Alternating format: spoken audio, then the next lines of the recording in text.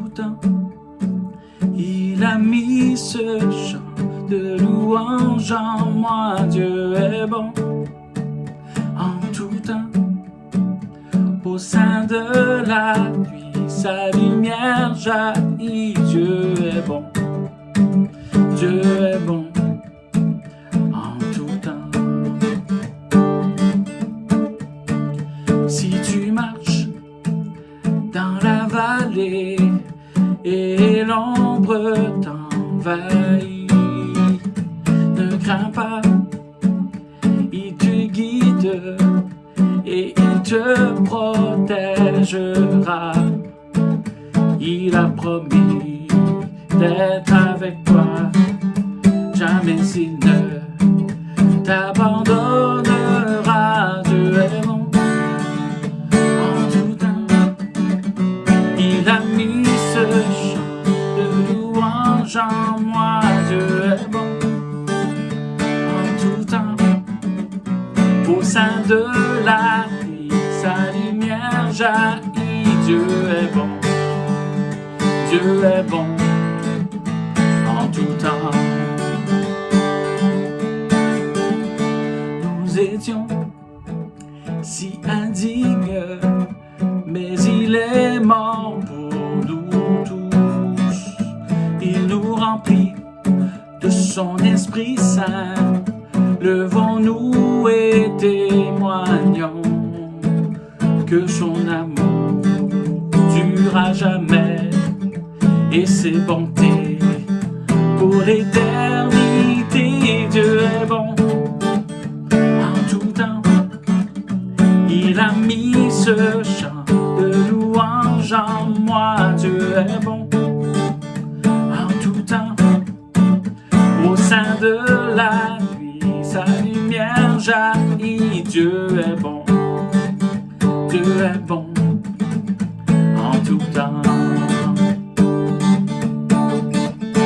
Même si je ne comprends pas tous les plans formés pour moi, ma vie est entre ses mains et à travers les yeux de la foi, je vois Dieu est bon en tout temps.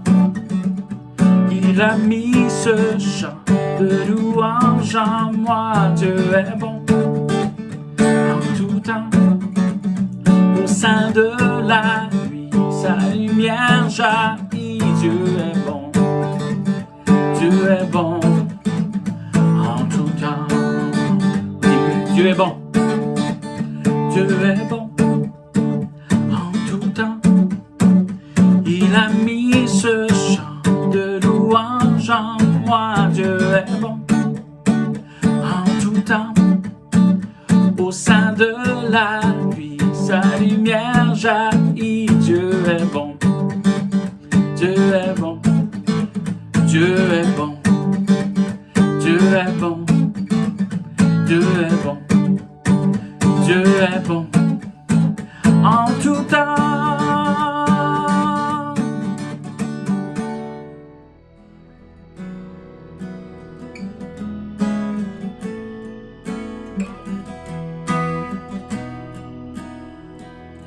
Bénis l'Éternel, ô mon âme, et glorifie son nom. Chante plus que jamais, ô mon âme, je glorifierai ton nom. Voici l'aurore, le jour se lève, tout à nouveau je veux chanter, malgré les circonstances et ce qui pourra m'attendre. Le soir encore je te chanterai. Bénis l'Éternel, ô mon âme, et glorifie son nom.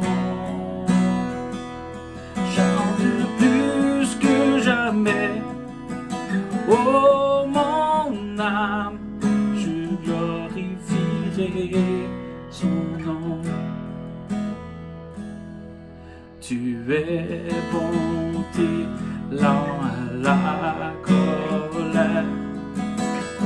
Ton nom est grand et ton cœur est bon. Pour tes bienfaits, je chanterai sans cesse. Sans nombre sont les raisons de mon cœur. Bénis l'Éternel, ô mon âme, et glorifie son nom. Chante plus que jamais, ô mon âme, je glorifierai ton nom.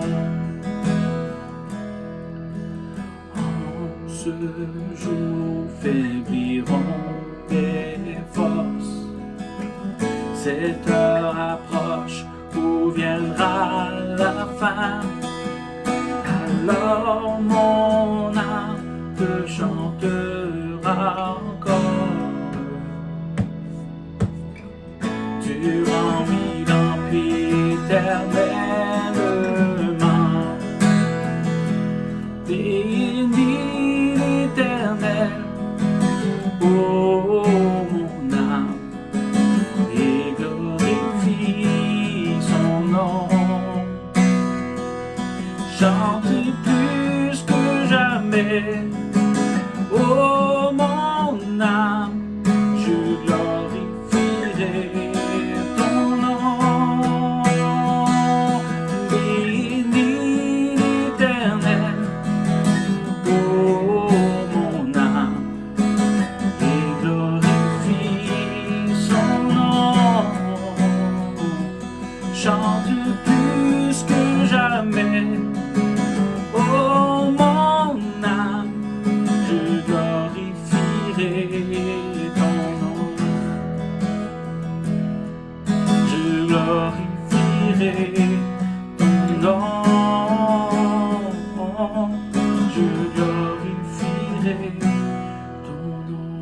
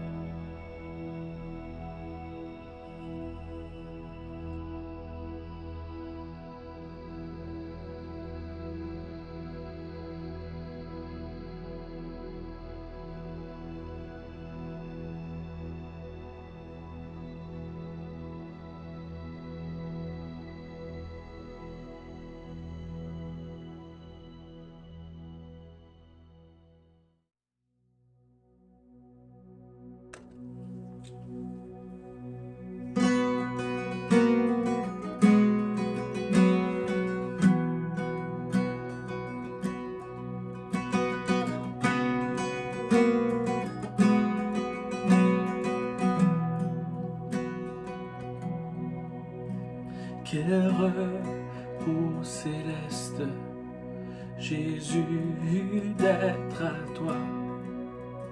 à toi pour la mort et la vie.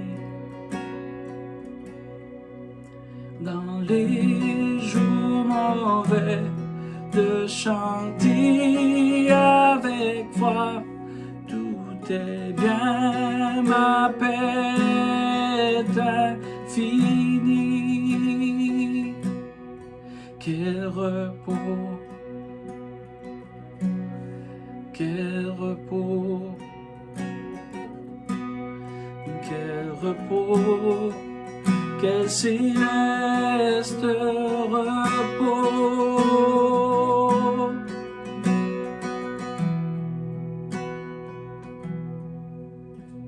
Quel repos céleste, mon fardeau n'est plus. Libre par le sang du calvaire, tous mes ennemis, Jésus les a vaincus. Louange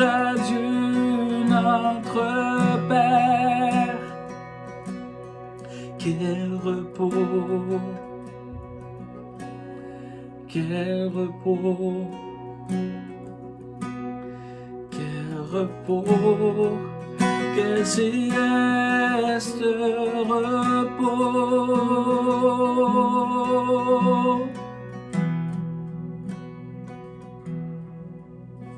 Quel repos céleste, quand enfin, Seigneur, auprès de toi j'aurai ma place. Après les travaux, les combats, la douleur, à jamais je pourrai voir ta face. Quel repos, quel repos, quel repos, quel céleste repos, quel repos, quel repos, quel repos, quel céleste repos.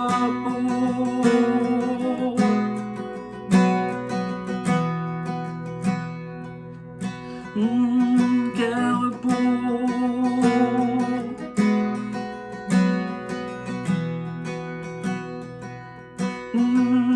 quel repos,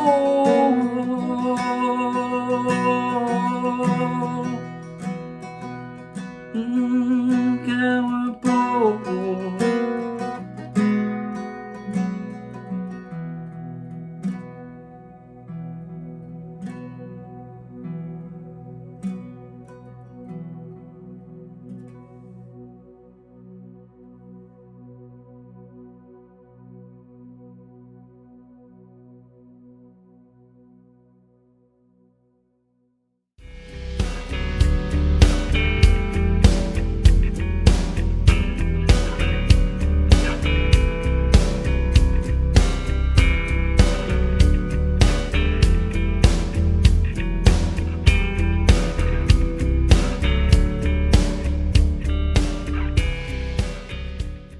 Bienvenue tout le monde, content de vous retrouver pour cette diffusion du culte en ligne et puis disponible sur plusieurs plateformes et puis à compter d'aujourd'hui sur YouTube.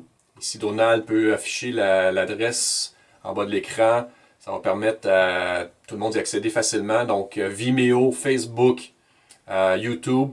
Vraiment content de vous retrouver et puis d'avoir cette nouvelle formule à partir d'aujourd'hui où on a des louanges, on a la prédication.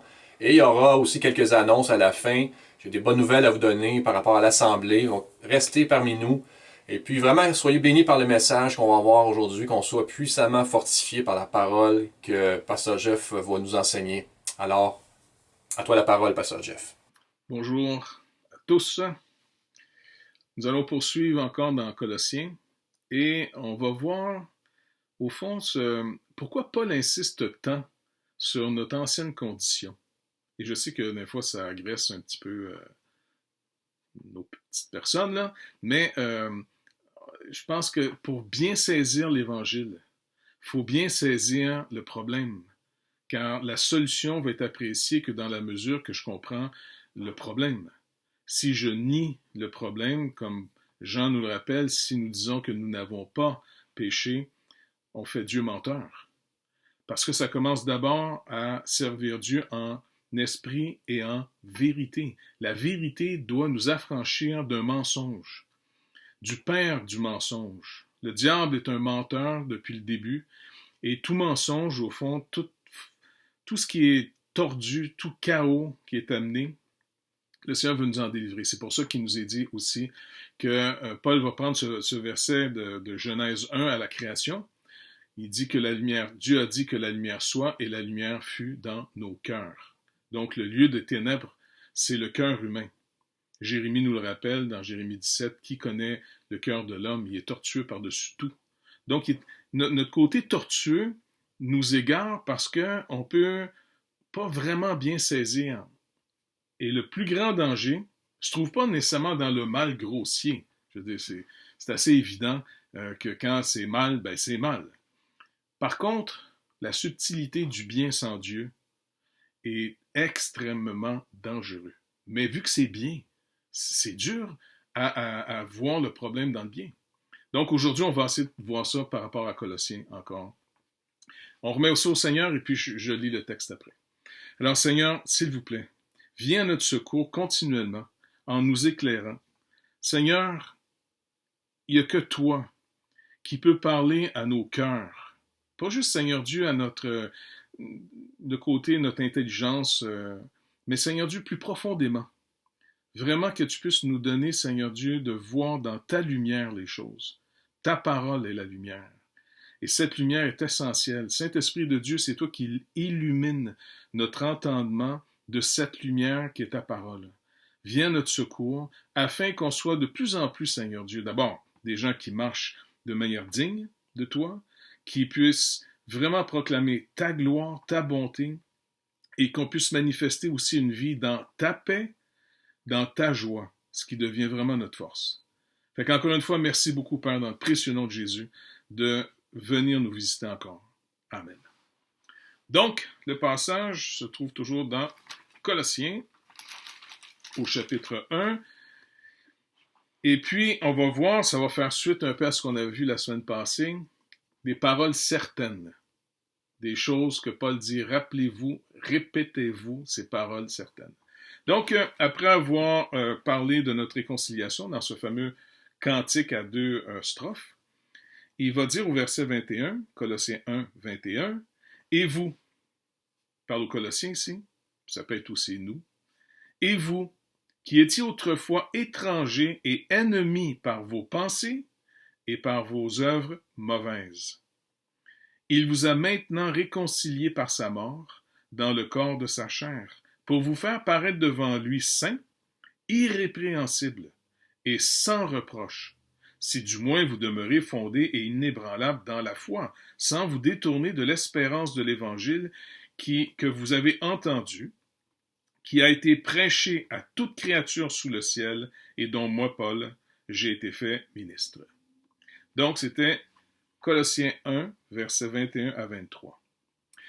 On va regarder ça maintenant ensemble dans cette première partie. Vous remarquez, il insiste encore. « Et vous qui étiez autrefois étrangers, donc séparés », c'est une autre expression aussi pour dire que quand Paul dit « nous étions morts », tu sais, dans nos fautes.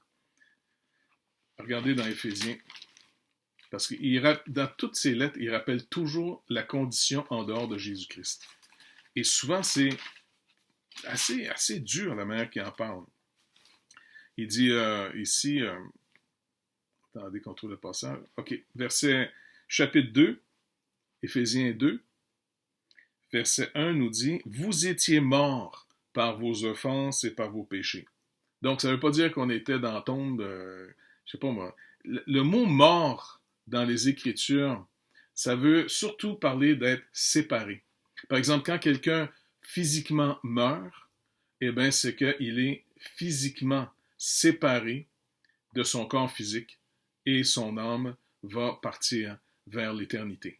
Soit dans la maison du Père, comme Jésus dit, je vais vous préparer une place dans la maison de mon Père, il y a beaucoup de places dans la maison de mon Père, dans Jean 14, ou une personne qui a rejeté Christ, qui a toujours fui dans les ténèbres la lumière, qui mettait en lumière ses œuvres qui étaient mauvaises, eh bien, si on meurt sans Christ, vu qu'on a préféré les ténèbres, alors on descend dans les ténèbres pour l'éternité. Vous qui étiez morts par vos offenses et par vos péchés, séparés de Dieu, morts en ce qui concerne Dieu.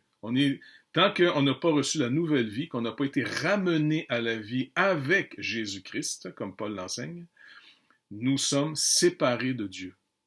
On a une activité, et puis on peut même se donner l'impression d'être religieux, par exemple. C'est là qu'on va voir pourquoi Paul a été fait ce ministre de l'Évangile d'une manière si efficace.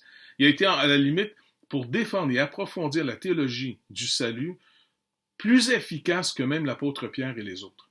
Parce que vous vous rappelez, Pierre a craqué devant des gens qui venaient de Jérusalem, des Juifs qui avaient cru, qui venaient normalement, qu'on dit, de la part de Jacques, un des anciens de l'Église à Jérusalem. Et puisque ces gens-là mettaient de l'avant tout le ritualisme de la circoncision, la nourriture, toutes ces choses-là, même Pierre, intimidé par on pourrait quasiment dire des pharisiens qui se déclaraient chrétiens, qui se déclaraient croyants en Christ, mais encore une fois dans l'esprit du pharisien.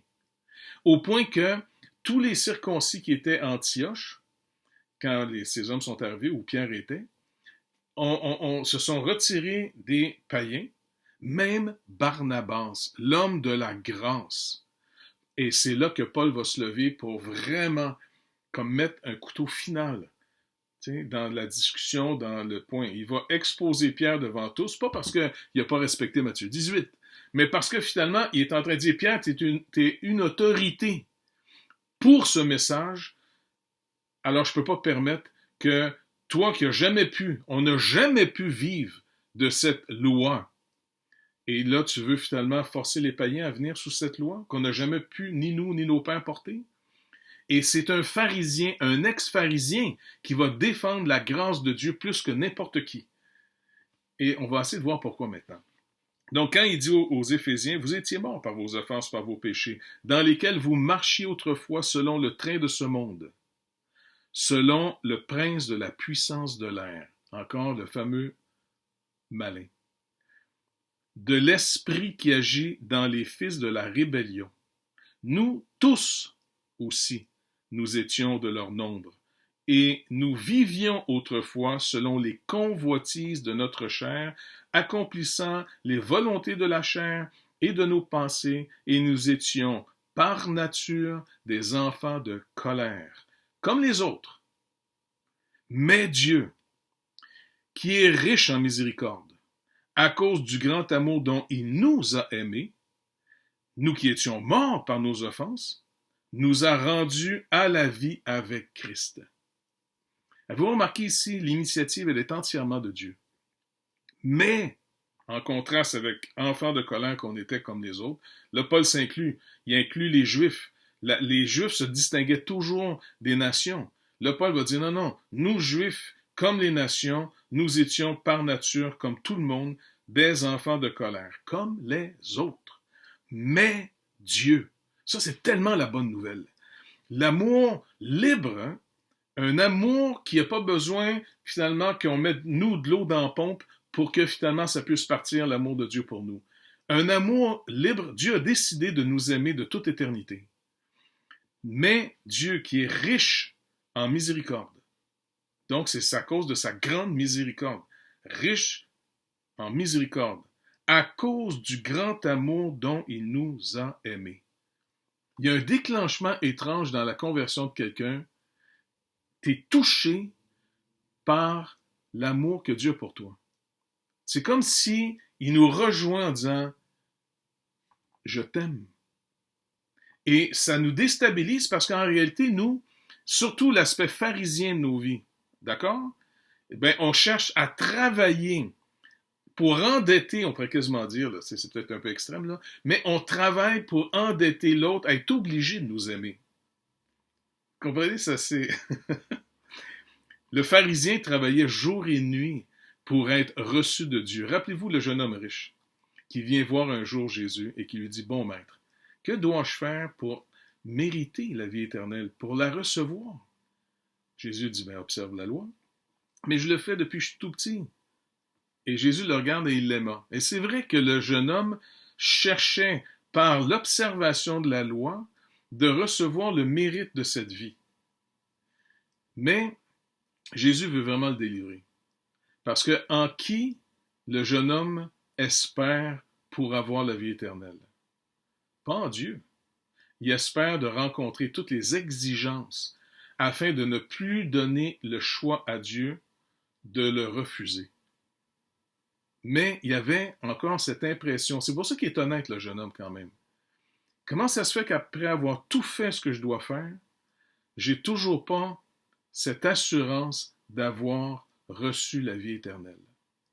C'est qu'en réalité, il est dans un cycle qui on pourrait quasiment dire, le rend de plus en plus profondément séparé de Dieu. En d'autres mots, ça l'empêche de voir sa division d'avec Dieu et ça lui donne l'impression que Dieu va sauver les meilleurs.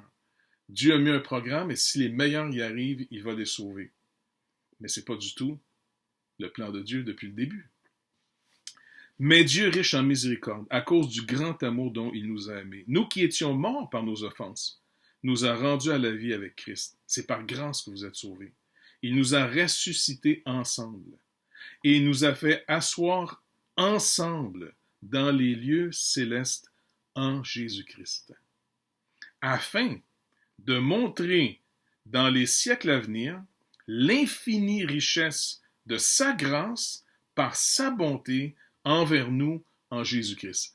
Vous, le but finalement de notre salut, c'est finalement de démontrer qui Dieu est. Mais nous, par le péché, on est devenus des adorateurs de la créature. On est obsédés de nous. Et c'est comme un message étrange. Comment toute la gloire à Dieu, lui seul? Et le Seigneur dit oui. Le péché a produit une impression. Le prince des ténèbres a produit une impression. Son interprétation t'envahit. Et c'est pour ça qu'il nous faut demander au Seigneur continuellement, Seigneur, donne-moi ta parole, éclaire-moi. Parce que par ma propre sagesse, ma propre intelligence des choses, je ne peux que extérieurement réussir à donner l'apparence finalement d'un succès, mais intérieurement, je suis de plus en plus loin de toi et de mon prochain. Donc, il nous sauve afin de montrer dans les siècles à venir l'infinie richesse de sa grâce par sa bonté envers nous en Jésus-Christ. Maintenant, si on revient à notre texte, il nous rappelle encore une fois, « Et vous, Colossiens, qui étiez autrefois étrangers et ennemis par vos pensées, par vos mauvaises œuvres, il vous a maintenant réconciliés par sa mort dans le corps de sa chair. » Ici, Paul souligne que c'est le corps de sa chair, son incarnation, parce qu'il va aussi, n'oubliez pas dans ce livre des Colossiens, il va corriger des erreurs qui semblent vouloir s'intégrer ou rentrer dans l'Église des Colossiens. Entre autres, dans une forme de mysticisme, il y avait le docétisme.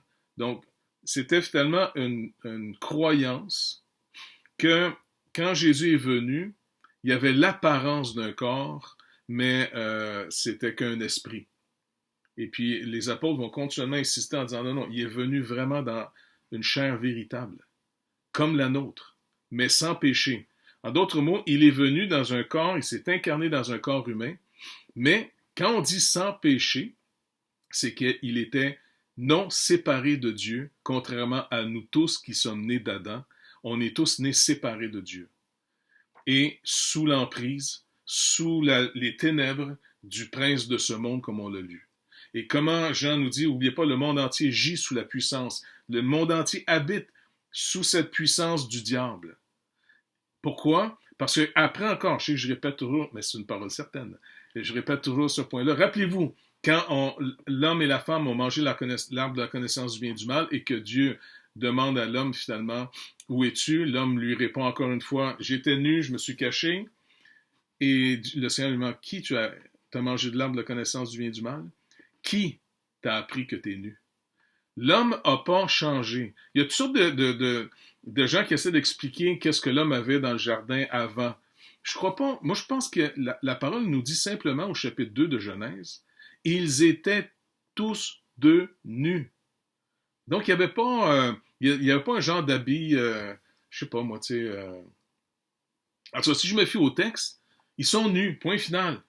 C'est pas leur état qui change, c'était leur situation face à Dieu. Ils ne sont plus dans la lumière de Dieu pour se voir, se connaître dans l'interprétation de Dieu. Ils sont maintenant passés dans le monde des ténèbres.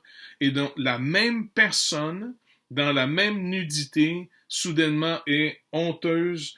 Et il lui manque non pas un habit, elle n'avait pas un habit avant.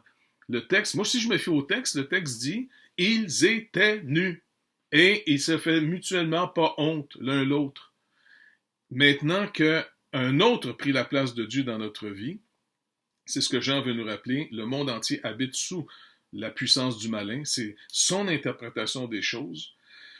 Maintenant, c'est pour ça que Jésus dit, à moins que le Fils vous donne la liberté, vous affranchisse, vous ne pouvez pas vous en sortir tout seul. Même avec tout le bien qu'on essaie de faire, c'est un bien mécanique, un bien externe, qui essaie de couvrir la division, la mort en nous face à Dieu. Donc, ici, quand il dit on est revenu à la vie avec lui, par son corps de chair, et puis c'est à bien se rappeler ici, parce que quand il va parler aussi du corps de Christ qui est l'Église, inévitablement, il ne parle pas de son premier corps d'incarnation, mais il parle d'un nouveau corps qu'il appelle comme un corps humain, le corps de Christ dont Jésus est la tête. Ok, vous regardez, c'est juste un peu plus loin, par exemple, parce qu'au verset 24, il dit ce qui manque aux souffrances de Christ, je l'achève en ma chair, dans sa personne humaine, pour son corps, virgule, qui est l'Église. Donc, c'est en contraste, ça, avec son corps d'incarnation, qui est venu payer la dette, son corps de chair, de sa chair, pour maintenant avoir son corps qui est l'Église. Bon. Donc, si on regarde encore une fois, pourquoi Paul a été fait ministre de cet évangile? Si on marque dans 1 Timothée, quand il enseigne à Timothée, son jeune disciple, il lui rappelle au chapitre 1, verset 15, en disant « C'est une parole certaine et entièrement digne d'être reçue, que Jésus-Christ est venu dans le monde pour sauver les pécheurs, dont je suis le premier. Mais j'ai obtenu miséricorde, afin que Jésus-Christ fît voir en moi le premier, sa longanimité, pour que je servisse d'exemple à ceux qui croiraient en lui pour la vie éternelle. » Donc, Paul devient un modèle, non pas un modèle comme un pharisien, mais au contraire, c'est un pharisien qui vous dit comment c'est pas le chemin des pharisiens qui sauve. Donc, parce qu'il dit lui-même, il dit au verset 12, juste un peu avant, « Je rends grâce à celui qui m'a fortifié, à Jésus-Christ notre Seigneur, de ce qu'il m'a jugé fidèle, en m'établissant dans le ministère. Moi, qui auparavant étais un blasphémateur, un persécuteur, un homme violent.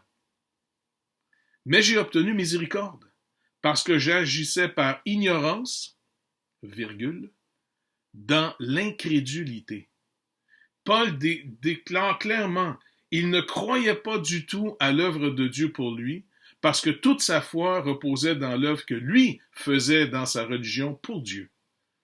Donc son incrédulité le gardait ignorant. C'est pour ça que le Seigneur, quand il va arrêter ce Saul de Tarse, l'apôtre Paul avant sa conversion sur la route de Damas. « Saul, Saul, pourquoi me persécutes-tu? Pourquoi t'acharnes-tu si violemment de ce que je sois miséricordieux et que je fasse grâce aux pécheurs? » Paul était dans un système de pensée du pharisien, l'homme de la division par excellence. Donc, en contraste, parce que Paul sait très bien qui il était, regardez ce qu'il nous dit dans Philippiens au chapitre 3, quand il fait la description de sa personne, parce qu'il va mettre en garde contre les faux ouvriers. Il dit « Je ne me lance point de vous écrire les mêmes choses. » C'est quoi toujours les mêmes choses? Toujours la condition avant, en Jésus-Christ par la miséricorde de Dieu, nous sommes maintenant réconciliés. Donc, il répète sans arrêt. C'est pas qu'il veut être méchant avec nous autres, mais il veut pas qu'on oublie d'où on vient, afin que notre foi repose entièrement sur l'œuvre de Jésus-Christ, pas sur la nôtre, pas sur nos œuvres. « Je ne me lance point de vous écrire les mêmes choses, et pour vous cela est salutaire. Prenez garde aux chiens, prenez garde aux mauvais ouvriers, prenez garde aux faux circoncis. Car les circoncis, c'est nous qui rendons à Dieu notre culte par l'Esprit de Dieu, qui nous glorifions en Jésus-Christ et qui ne mettons point notre confiance en la chair. » Vous voyez ici, qu'est-ce qu'il vient de montrer? Le culte à Dieu en esprit. Ça vous rappelle quoi? Quand Jésus parle à la Samaritaine. Est-ce que vous vous rappelez dans Jean 4? Qu'est-ce que Jésus dit à la Samaritaine? Parce qu'elle, elle voulait l'emmener encore une fois sur le terrain des œuvres. Ah, vous dites qu'il faut adorer à telle place. Nous autres, ils nous ont dit telle affaire. Et Jésus lui dit, dans Jean 4, 23, « Mais l'heure vient, et elle est déjà venue. » Quand Jésus prononce ces paroles, il dit « L'heure vient », et elle est déjà venue. Pourquoi? Car il est là, humainement. Il est l'homme réconcilié, il est l'homme non séparé de Dieu, il est l'homme qui s'en vient payer la dette afin de nous ramener de la division vers l'unité dans son esprit. Mais l'heure vient, elle est déjà venue, où les vrais adorateurs adoreront le Père en esprit et en vérité. En esprit. Comme il a dit ici, notre culte par l'Esprit de Dieu. Donc, on rend un culte par l'Esprit de Dieu. Comment? Un peu comme cette semaine, on a intercédé, prié pour être rempli de la connaissance de sa volonté en toute sagesse et intelligence que donne le Saint-Esprit qui nous a été accordé à cause de notre nouvelle naissance. Et c'est comme ça qu'on rend à Dieu le culte qui lui est agréable, de faire sa volonté, comme Jésus l'a appris encore aux disciples, dans le Notre Père qui êtes aux cieux, que ton nom soit sanctifié, que ton règne vienne, que ta volonté soit faite sur la terre, dans ma vie, Seigneur, comme au ciel. Donc, ici, Jésus rappelle que les vrais adorateurs sont ceux qui adorent le Père en vérité, en esprit et en vérité. La vérité, c'est ta parole est la vérité. Le Seigneur, lui, va nous donner la vraie définition des choses, le vrai pourquoi des choses, le vrai but des choses. Tout est par lui et tout est pour lui. Ce sont là les adorateurs que le Père demande. Et ses disciples à l'époque dépendaient de Jésus totalement à côté d'eux, car ils n'avaient pas encore l'Esprit en eux. Ils dépendaient de la parole du Seigneur Jésus à l'extérieur d'eux, mais ça c'est juste temporaire. Parce que, vous vous rappelez, quand il parle à la femme, les disciples étaient partis au village, on est en Samarie, et là ils vont revenir, ils le voient parler avec une femme, ils trouvent ça étrange, mais ils n'osent pas lui dire qu'est-ce que tu lui demandes, pourquoi tu parles avec elle, t'sais. Ils respectent Jésus, mais ils ne comprennent pas toujours. Mais un peu plus loin, les disciples disent « Ok, Seigneur, vite, mange. » Mais Jésus, verset 32, toujours de Jean 4, « Mais Jésus leur dit, j'ai à manger une nourriture que vous ne connaissez pas. » Ça, c'est tellement encourageant d'entendre ça. Il leur dit, vous, là, vous mangez pas encore cette nourriture qui me soutient, qui me donne ma raison d'être, qui me fortifie. J'ai à manger une nourriture que vous ne connaissez pas. La preuve, quelle était la grande nourriture que les apôtres voulaient toujours manger? Ben, celle de la chair encore, même si Jésus est avec eux. Pourquoi? Parce qu'ils cherchaient qui était le plus grand, qui a le plus de mérite. Et c'était leur grande discussion entre eux autres tout le temps. Les disciples se disaient donc les uns avec les autres, quelqu'un lui aurait-il apporté à manger? Verset 34, Jésus leur dit, « Ma nourriture est de faire la volonté de celui qui m'a envoyé et d'accomplir son œuvre. » Son œuvre. Comment on peut sans arrêt aller revoir Dieu pour dire, écoute, Seigneur, tu es tout puissant, tu nous as réconciliés par ton sang. Tu es mort pour nous, pour payer notre dette, afin de nous réconcilier, nous accorder maintenant ton esprit, afin qu'on puisse marcher dans tes œuvres. Seigneur, délivre-nous de nos projets, délivre-nous de cette hantise, cette incrédulité qui n'ose pas croire, parce que incrédule qu'on est, « Ah non, Dieu m'aime pas assez, je suis pas assez bon, je suis pas assez ci, je suis pas... » Pourquoi Dieu t'aime pas assez? Parce que tu mérites pas assez d'être aimé. C'est pas sur la base de mon mérite que Dieu m'aime. C'est la base de sa miséricorde qui l'amène à m'aimer. Selon sa grande miséricorde, sa grande bonté, Dieu nous en rend... Ça va être la gloire de Dieu. Aujourd'hui, il y a un combat entre ma chair et l'Esprit de Dieu en nous.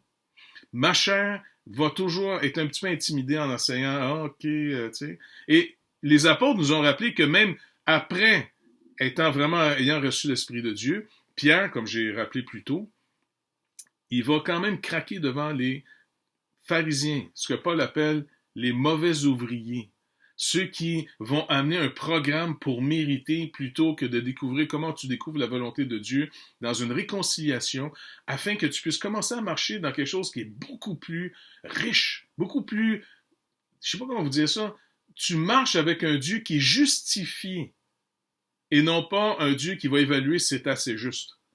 Si on discerne sa volonté et qu'on y marche, on marche dans quelque chose d'authentiquement sa volonté. C'est une œuvre authentique. Et puis, vous vous rappelez, il y a plusieurs années, en passant quand il fait la description de... Quand il fait sa propre description, Paul, le Seigneur s'est choisi. Un gars comme Pierre pourrait quasiment dire, face à des hommes qui ont réussi leur vie, des grandes études, parce que les autres étaient reconnus comme des gens sans instruction, vous vous rappelez? Face aux pharisiens, les scribes, puis tout ça. C'était des paysans du Nord, mais ils ont reconnu qu'ils avaient été avec Jésus. Pierre, peut-être toute sa vie, a transporté le complexe de son ignorance, mais ça, c'est sa chair. Sa force, son enthousiasme, sa foi, c'est toutes les fois qu'il regardait à Christ. Vous vous rappelez? C'est à cause, il t'a appelé. Pierre, tu as été appelé par le Seigneur. Tu te rappelles quand tu étais dans la barque, il t'a fait une démonstration, tu avais dit, Seigneur, si c'est toi, appelle-moi. Et qu'est-ce que tu as entendu? Jésus te répond, viens. Et Pierre, pendant un certain moment, en débarquant de la barque, a marché sur les eaux, pas par sa propre capacité, parce que le Seigneur a la puissance d'accomplir ce qu'il demande. Dieu va toujours nous donner ce qu'il nous demande. Et Pierre, tant qu'il a regardé au Seigneur, physique on pourrait dire, qui s'est attendu à lui, il marchait sur les eaux jusqu'à ce qu'il détourne son regard de Jésus, qui a commencé à réaliser le vent, l'eau, et là, il a sombré, parce que c'est comme s'il essaie de reprendre la situation en main selon les faits qu'il voit, plutôt que selon la parole qu'il déclare. Viens. Et c'est pour ça, pour nous, il faut continuellement demander à chaque jour au Seigneur, notre nourriture, c'est de faire ta volonté, toi qui nous envoies.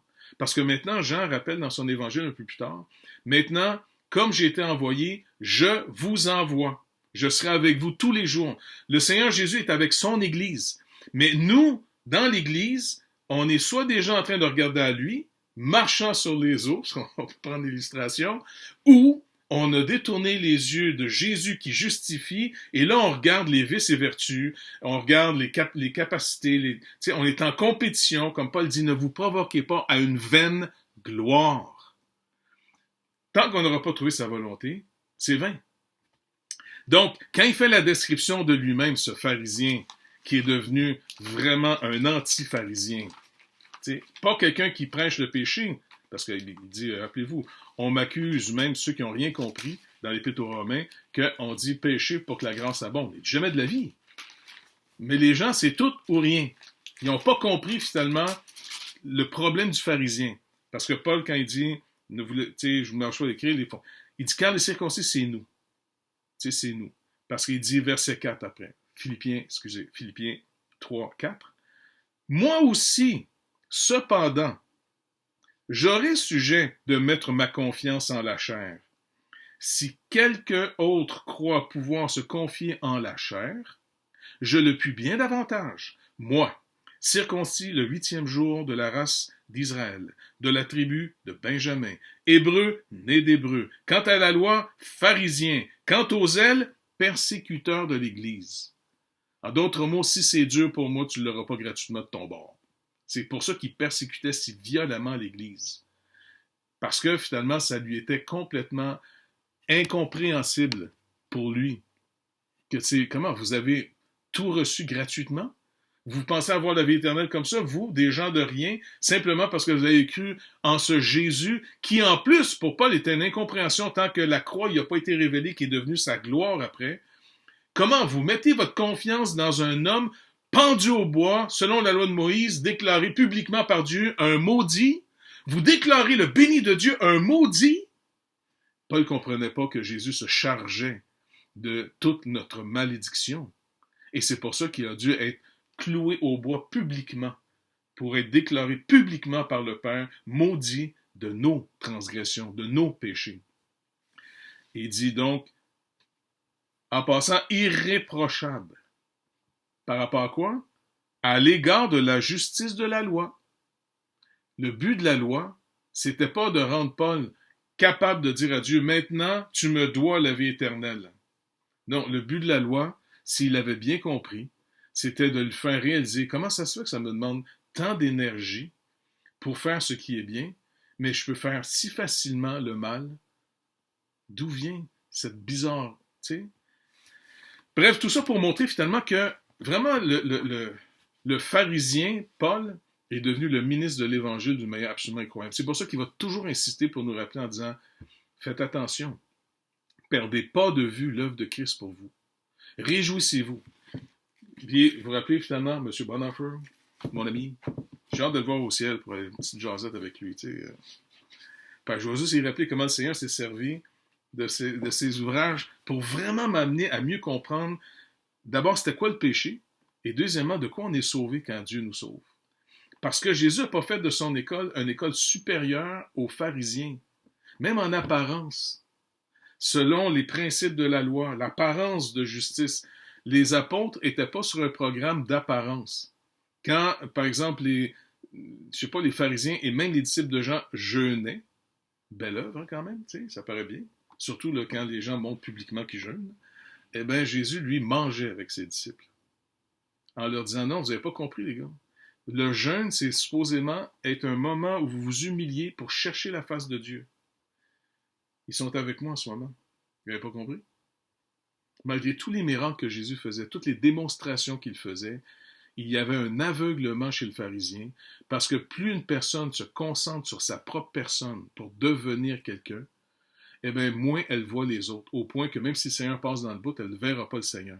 C'est le danger de l'obsession du narcissisme spirituel, dans le sens d'être concentré sur nous, et c'est pas l'amour qui nous motive, c'est l'ambition d'être le meilleur. Et Bonhoeffer donne un point très intéressant ici. Entre autres, dans son chapitre sur le pharisien, si ça vous tente de le lire, c'est vraiment, mais tellement vraiment bon. Il montre la différence entre Jésus et les pharisiens. Et il montre finalement que le pharisien, c'est un anxieux. C'est quelqu'un qui est dans des conflits sans arrêt dans sa tête pour toujours trouver entre plusieurs possibilités. Qu'est-ce qui pourrait être le mieux? Qu'est-ce qui va, il doit en faire un épuisement total. Mais Jésus, il est dans une paix absolument incroyable, lui. Malgré tout ce qu'il fait, il est dans une paix. Parce qu'il cherche et il trouve, parce qu'il n'est pas séparé du Père, il trouve la volonté de son Père. Ce que mon Père dit, je le dis. Ce que mon Père fait, ce que je vois mon Père faire, je le fais. Je ne suis pas séparé de mon Père, je suis l'image de Dieu et je suis à sa ressemblance. Il n'est pas séparé par le péché de Dieu le Père.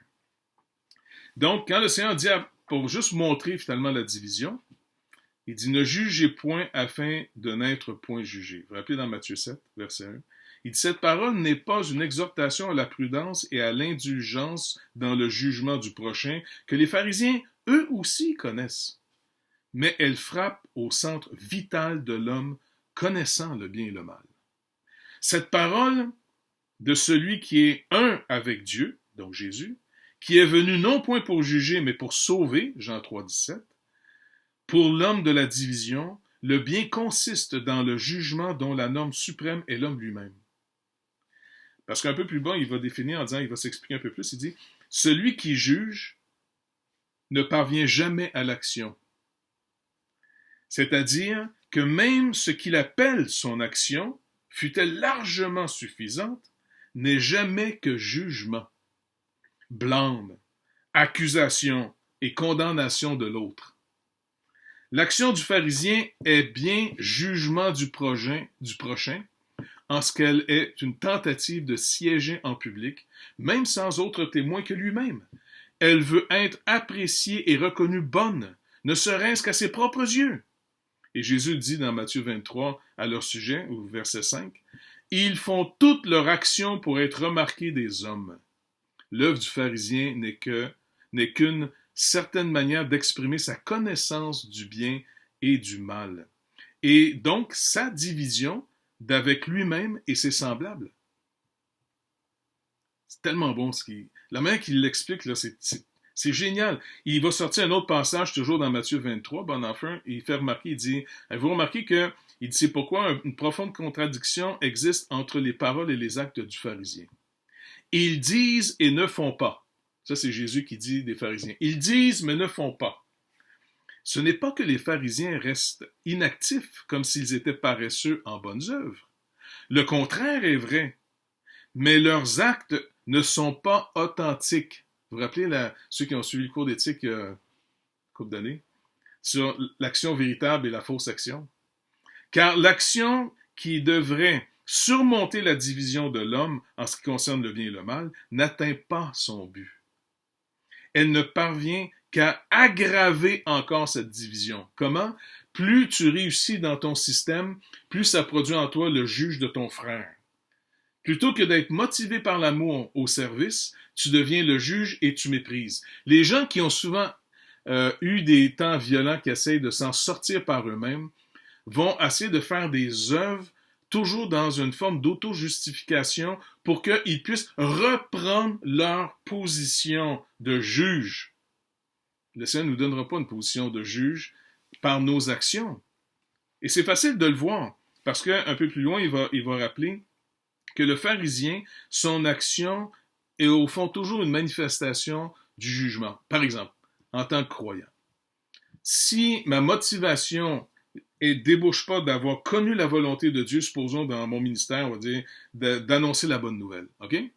Bon, ben, c'est facile pour moi de pouvoir tomber dans le jugement et donc dans l'action.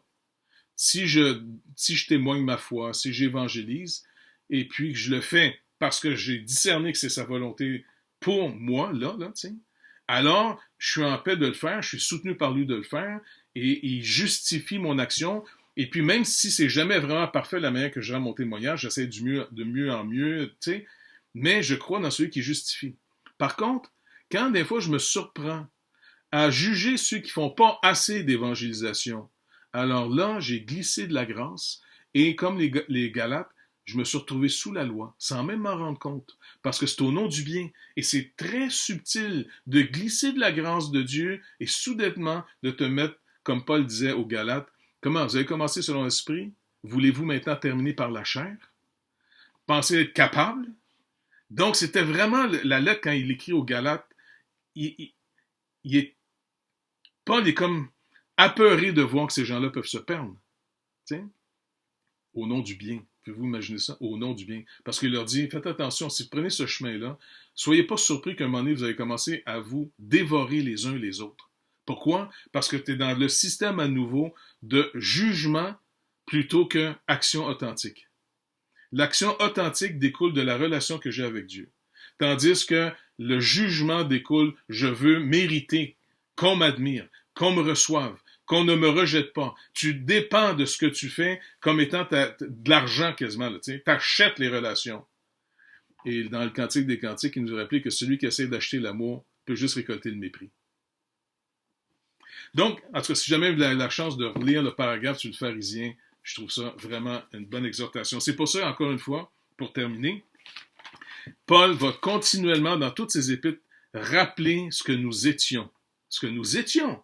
Étant nés de nouveau, nous avons maintenant une nouvelle sorte de vie, mais de toujours apprendre à voir ce que ma chair soit mortifiée. Romains chapitre 6.